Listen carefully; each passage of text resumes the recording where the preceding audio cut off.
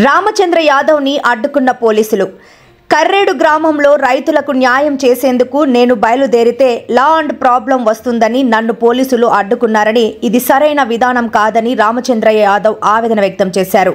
నేడు వెనుకకు పోయిన పోలీసుల అనుమతి తీసుకొని లా అండ్ ఆర్డర్ ప్రాబ్లం కలగకుండా రైతులను కలిసి రైతులకు న్యాయం చేస్తానని రామచంద్ర యాదవ్ తెలిపి తన వాహనాన్ని వెనుకకు తిప్పారు.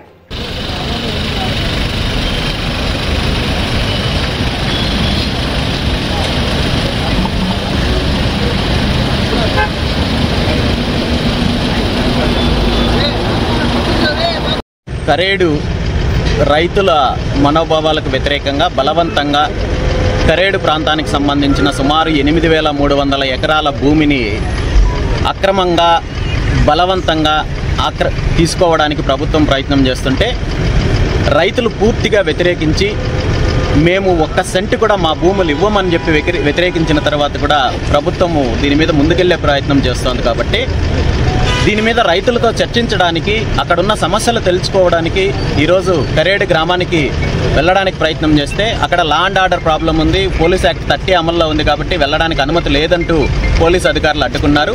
పోలీస్ అధికారుల యొక్క ఇన్స్ట్రక్షన్స్ని ఫాలో అవుతూ లా అండ్ ఆర్డర్ ప్రాబ్లము నా వల్ల ఎటువంటి ఇబ్బంది రాకూడదనే ఉద్దేశంతో ఈరోజు రిటర్న్ వెళ్తున్నాను.